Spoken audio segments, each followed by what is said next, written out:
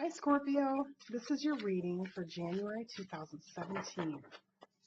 Please give us messages for Scorpio for January 2017.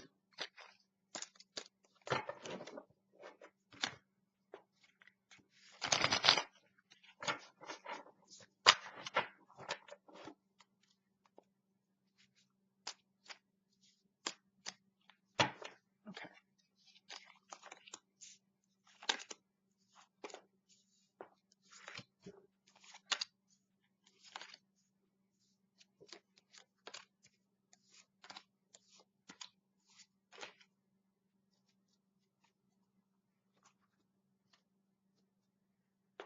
Okay. So the situation for January 2017 for you Scorpios is, wow, really working at something. But this is a work that you like. You're busy, just busy working. Let's see what crosses you. The Two of Swords. Okay, so you're working hard. And you also need to make a choice. She's got these two roads to go down, but she's not making any moves. She's doing a lot of contemplation.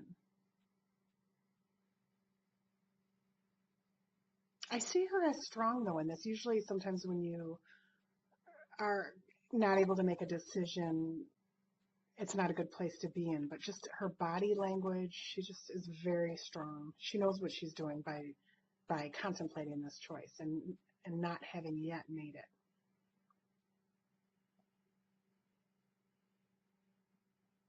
And she's very clear on the work she's doing.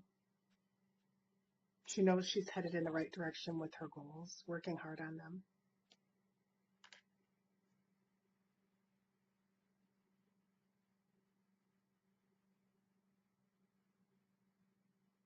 I kind of get she's deciding between, could be two different jobs.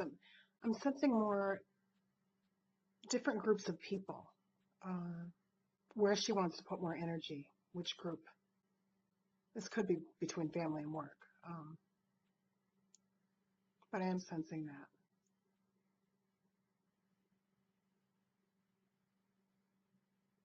She's trying to assess still maybe what these people are about, which would be very smart if you're going to make a decision, a big decision. You want to take your time and really assess the people that you may put your energy into working with. Okay, your crowning thoughts are the Empress. So you're thinking a lot about manifesting, which kind of fits with the new year. I think a lot of us are. So you're thinking a lot about how you're going to bring these, I don't want to say how, because that sounds like it's such a mental plotting and planning, but I see you pretty determined, and I mean, she's doing it. She is manifesting already. So I see you in this space of you fully expect to reap the rewards of what you've sown. You're feeling deserving. You know what you want your life to look like. You want all these wonderful things she has. So these are a lot of your thoughts going on for January. And underneath is the Two of Wands.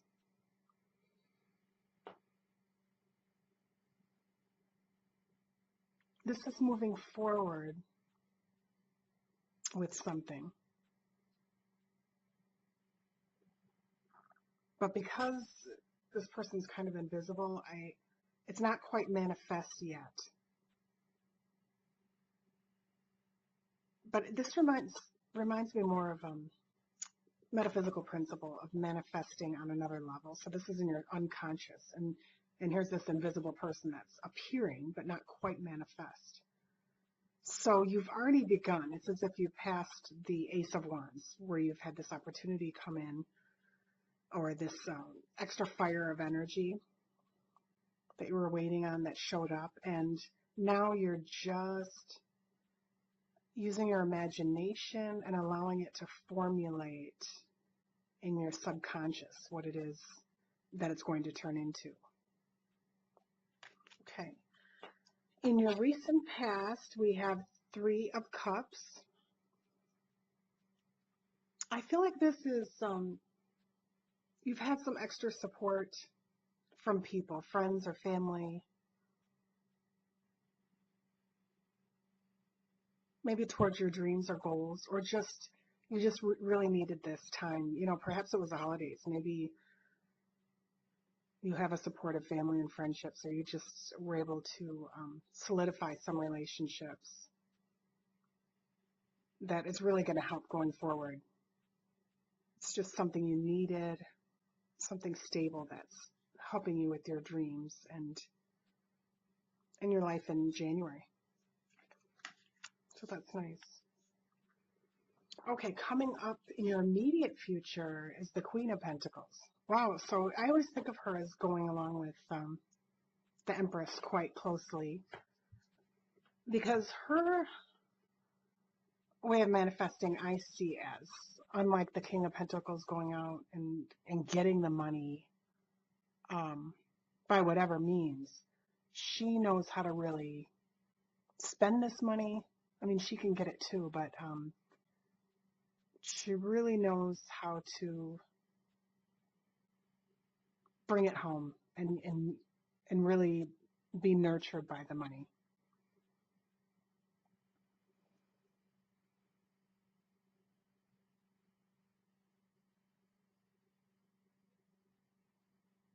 I get this drum, like the sound of the heartbeat.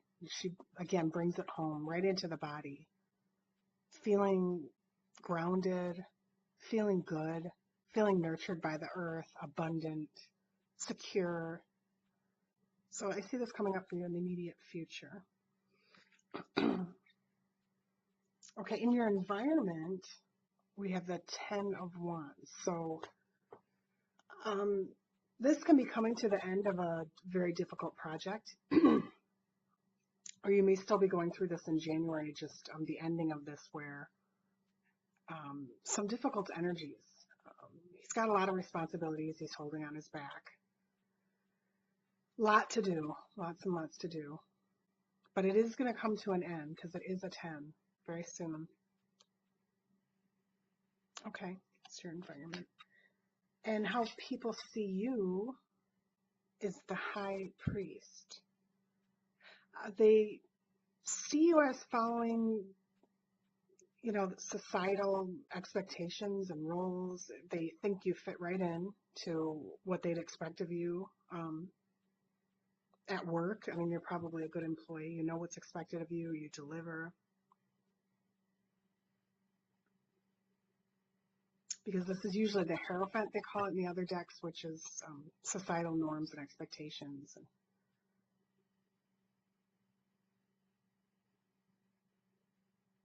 And I think they see you as a person who's wise, that people can go to for advice and direction. Maybe you're a supervisor. Maybe you're just good enough at your job that other people look to you and to answer questions and come to you for that. And you're very confident in your knowledge. Okay, and your advice card is 9 of Wands. Interesting. The 9 of Wands character, he's been through a lot. So I think your advice is to recognize how hard you've worked and not let anyone kind of take that away. Because if you notice, his these spears are really kind of set up in a defensive way, like he's not going to allow anyone to trespass where he's at, the level he's attained. And that's okay. You know, when you've worked hard for something, there are people that are energetic feeders or users, and it's good to be protective of yourself. Know that you've worked hard. So your advice, I would say, is to just really honor yourself for all the hard work you've done. And don't let anyone take that away, even if it's a negative comment that they're making. Don't let them take it away from you. Okay. And the outcome is the Chariot. Wow. So you are really going to get moving on something. I mean, there's no stopping her. She almost seems like she's just riding through the sky. There's no limits. And these horses look really sweet. Like other decks, you don't notice there's any personality, but I just get a kindness with it. It's not like you're running over people. You just, you've got so much knowledge and expertise that whatever this goal is or goals are that you're going after, you can do it. Look at her posture. She's going for it. And it's a major arcana. This is something important for you to move on, this energy. It's time. It's time to bring this to fruition. And the universe is supporting you in this. So let yourself be supported. Let your angels, guides, any other forces in the universe that you believe in, if it's God or your higher self, they've got your back. And you can do it. Wow, what a great outcome for January. What a beautiful spread, really. Okay, so and at the base of the reading, at the bottom of the deck, the 10 of Cups. Fantastic card. Look at, this is just everything going well emotionally, with family, or just you feeling fulfilled, having all your cups filled to all of them, all 10 of them, if that's the limit, all of them.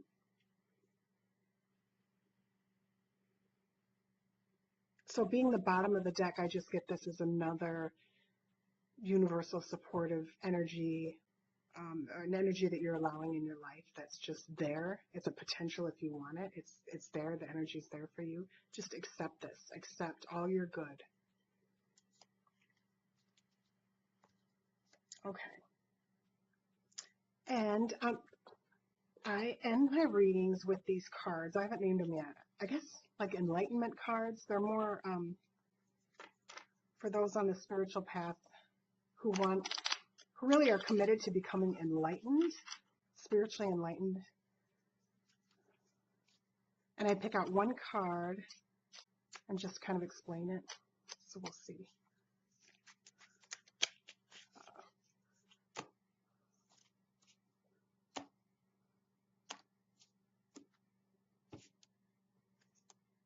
Okay.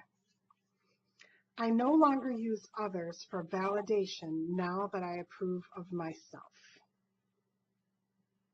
Okay. I'm going to try to make these prettier with my writing, but all right, let's look at that. I no longer use others for validation. Let's just stop there. I think, how many times do we do that in romance? I think that's one of the biggest areas we look for validation. Sometimes I wonder if half of our draw to having a romantic partner is just the validation that we are lovable. Another human being is going to be that committed to us. If they commit to us and love us, that means we must be valuable. There's nothing like that feeling. That's why being in love is so amazing. But in the end, I mean, not to ruin it or anything, the fantasy, but we come into this world alone, we leave this world alone. If you believe in multiple lifetimes, we've had many, many partners. And then I think at the times when that person, no matter how much you love them, may not be able to be there for you emotionally. You have those moments where you realize, ultimately my soul journey is my own. And relationships are for, of course, loving and sharing. But when we look to them for validation, it's really devastating because when that's not there, we feel worthless.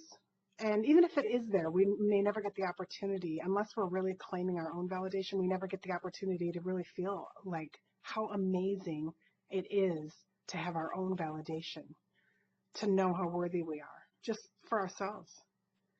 And then the rest of it is, so I no longer use others for validation now that I approve of myself. So that's a question maybe to ask yourself this month is, how do I approve of myself? And, you could just start looking at all the beautiful things about yourself.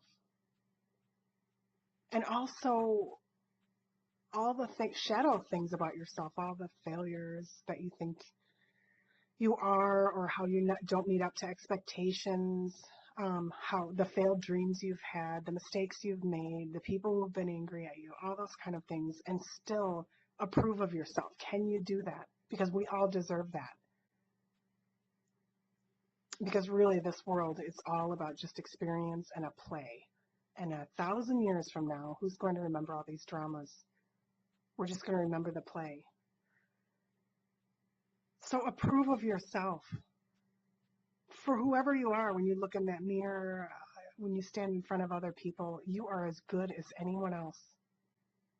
And even better in your own eyes. We all should be the best in our own eyes. So, okay, Scorpio, it was great connecting with you, and I will talk to you soon. Okay, bye.